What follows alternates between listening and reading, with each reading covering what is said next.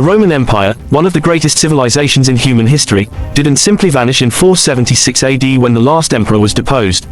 Its fall was a long, complex process, a slow decline marked by political corruption, economic strain, military defeats, and rising external threats that gnawed at its foundations for centuries. Let's rewind the clock and unravel the real story behind the fall of Rome. First, the internal political struggles. Rome's vast empire required competent leadership to manage it, but after the 2nd century, effective governance became a rarity. Corruption, nepotism, and power-hungry individuals weakened the central authority.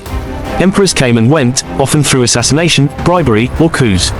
The notorious crisis of the 3rd century, 235 to 284 AD, saw 50 years of chaos, with more than 20 emperors in a short span. Civil wars between factions drained the empire's strength, making Rome vulnerable to external threats. These political struggles weren't just a matter of succession, they were tearing apart the very institutions that held Rome together. The loyalty of the legions shifted from the state to their commanders, who often proclaimed themselves emperors. This constant infighting meant that Rome was too preoccupied with internal conflicts to defend itself effectively against external enemies. Meanwhile, economic troubles compounded the political instability. Rome's economy had once been fueled by conquest and the plunder of new territories. But as expansion slowed, so did the influx of wealth. Taxes rose, and heavy reliance on slave labor kept innovation stagnant. Then came inflation. The Roman government started minting coins with less precious metal, devaluing the currency. This economic mismanagement led to a breakdown in trade, widespread poverty, and a sharp decline in living standards. As if internal decay wasn't enough, external forces were closing in. The vast borders of Rome, stretching from the British Isles to North Africa, were under constant pressure. The empire had to defend against the Germanic tribes, the Sassanid Persians, and later, the Huns, but the most significant blow came from the Visigoths. In 410 AD, the Visigoths, led by Alaric, sacked Rome. It was the first time the city had fallen to a foreign enemy in over 800 years, a symbolic moment that shattered the aura of Roman invincibility. How did it come to this? The Roman army, once the most feared fighting force in the world, was now a shadow of its former self.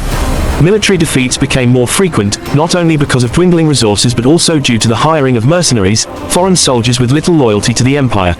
These mercenaries fought for gold, not for Rome's survival, and when they didn't get paid, they turned against Rome. But it wasn't just the Visigoths. Other Germanic tribes, such as the Vandals and Ostrogoths, began carving out pieces of the empire. The Vandals, famously, even sacked Rome again in 455 AD. Meanwhile, the Eastern Roman Empire, also known as the Byzantine Empire, managed to hold on, but the Western Roman Empire was crumbling under the pressure of invasions, internal decay, and economic collapse. The empire had also split into two halves, the East and the West. The East, with its capital in Constantinople, remained strong for another millennium, but the West, it was in terminal decline. The Western Roman Empire had become too fragmented, too weak, and too overwhelmed by its problems to survive. Finally, in 476 AD, Romulus Augustulus, the last emperor of the Western Roman Empire, was deposed by Odoacer, a Germanic chieftain.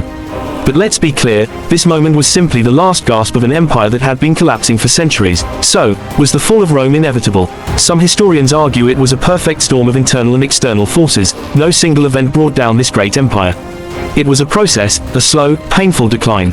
Political corruption, economic failure, military defeat, and foreign invasions created a perfect recipe for collapse. But Rome's influence didn't end with the empire. Its culture, laws, and ideas continued to shape Europe for centuries.